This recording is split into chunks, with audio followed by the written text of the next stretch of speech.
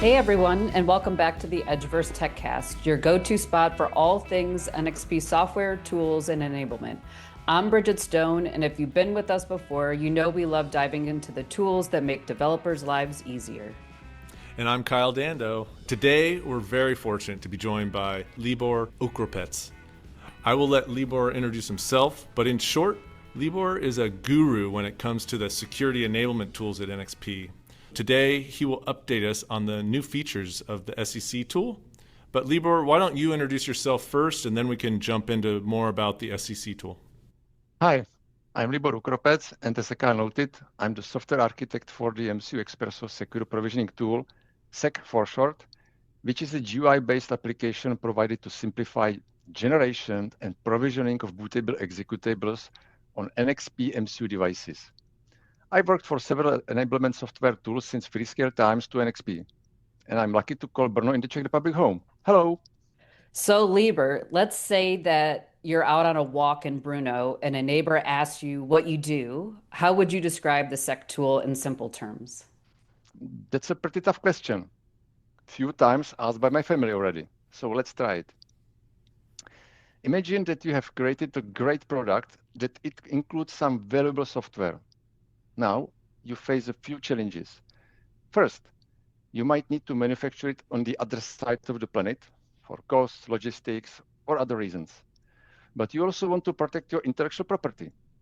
You don't want your software to be stolen or copied to make counterfeit products. And of course, you want to make sure no one tampers with it to insert malware. Second, once your product is out in the real world, you want it to last and stay secure. That means protecting it from hacking, misuse, and other threats. Now back to the question. At NXP, we offer solutions that help you digitally sign and even encrypt your software so your know-how stays safe. But doing this right is complex and not everyone is a security expert. That's where our secure provisioning tool comes in. It helps you handle these challenges quickly and safely, so we can focus on building your great products while we help to keep them secure. I really enjoyed that explanation. It shows why this tool matters and why it's so important. And can you share with the listeners how long NXP has offered the SEC tool? We started in summer 2019 with the first release in the same year, December, if I'm correct. All right, well, that's quite a good history, and the tool's been very popular. Let's ask one more question, Libor, before we jump into some of these new features that have been released. You mentioned that the SEC tool is a GUI. However, it leverages what's called the SP-SDK, which is the underlying software. When do you see customers using the SP-SDK versus the SEC tool? You are absolutely right. The SEC tool, or SEC tool, is built on top of the SP-SDK. Let me first explain what SP-SDK is. It's a low-level Python library that offers full flexibility for configuring and provisioning devices. It's intended for users with Python and general programming skills and a deeper understanding of the NXP platform. Using SP-SDK as a library is certainly possible, but in my opinion, it's relatively rare and typically reserved for advanced users or very specific use cases. The SEC tool, on the other hand, is designed to support common scenarios without requiring users to dive into every technical detail.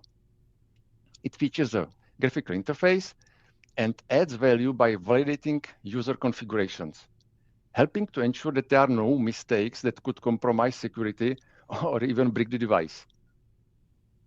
And to round it out, the SEC tool also includes command line support for automation and scripting, making it suitable for both interactive and automated workflows. Okay, it seems like they're both very balanced tools, but do you ever see the same customer using both of them? SEC tool leverages SP-SDK in both ways. It uses the library directly inside the tool and also calls the command line utilities from SP-SDK, so users are using them indirectly anyway. I expect majority users will not need to use command line utilities frequently, maybe interacting with the command line tools for specific tweaks or edge cases that the SEC tool doesn't cover, or during the development for tasks like reading memory from the device opening the debug port, mass erase of the memory, and so on. Thanks, Libor. I want to pivot just a little bit and talk about some updates. You recently shared several new features. What's one you think listeners will find the most interesting?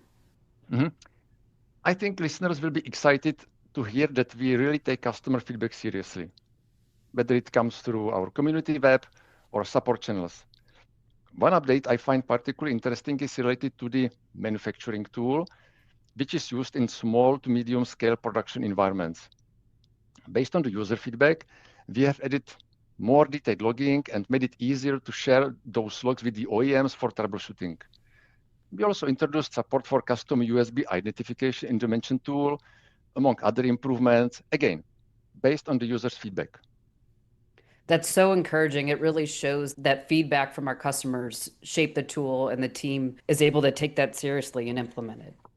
Yeah, I know the Check team is busy. You guys have a lot of new features, but when you get that input from the customers and you actually take the feedback and implement the improvements like you did with that logging tool, I know the customers appreciate it.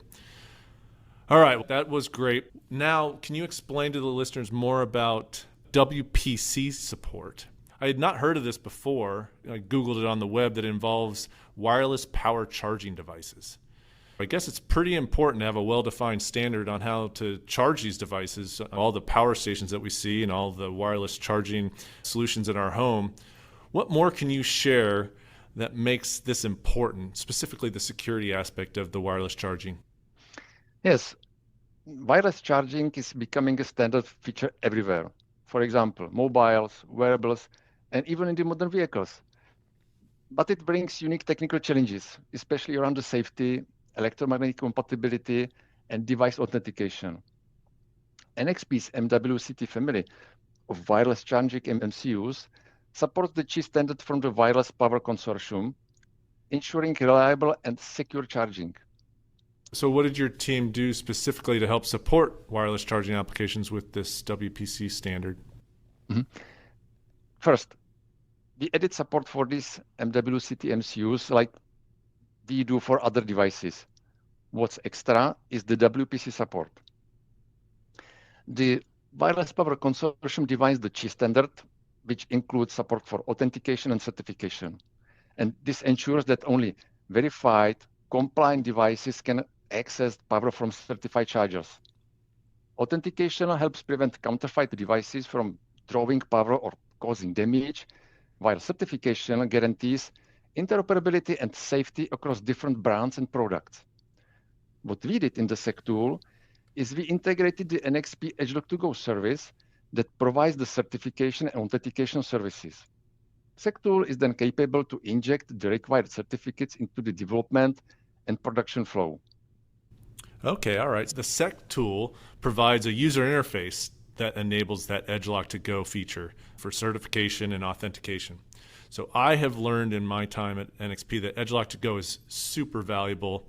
Lots of customers want to integrate that into their products, but it's difficult to implement. So it sounds like from what you're telling me, the SEC tool is allowing more people to access this great service from NXP. Yes, exactly. For NWCT MCUs, we have enabled WPC support through EdgeLock to Go. But as you said, EdgeLock to Go offers much more. It's a cloud-based service platform designed to securely provision and manage IoT devices throughout their entire lifecycle, from manufacturing to deployment and retirement. It supports integration with Amazon IoT Core, Azure IoT Hub, Matter certification, and more. In short, EdgeLock to Go lets you securely manage your IoT devices via a cloud dashboard. You can register devices, assign credentials like keys and certificates, and monitor provisioning status. But how are all these keys, certificates, and other assets securely transferred to the device? You can either implement your own client using the EdgeLock to Go REST API, or you can use the SEC tool. Just specify your access key and product ID, and the rest is handled for you. And all the magic happens behind the scenes. One last topic, and forgive my joke here. When I first heard IPED, I thought we were giving our microcontrollers performance enhancing drugs, but really What is IPED, not IPED, and why is it important for the ever-changing world of crypto and encryption? Yes, IPED has been addressed by the SEC tool for some time already. And what is IPED? In short, it's a hardware feature in some NXP MCUs that enables real-time encryption and decryption of data stored in external flash memory using Prince block cipher.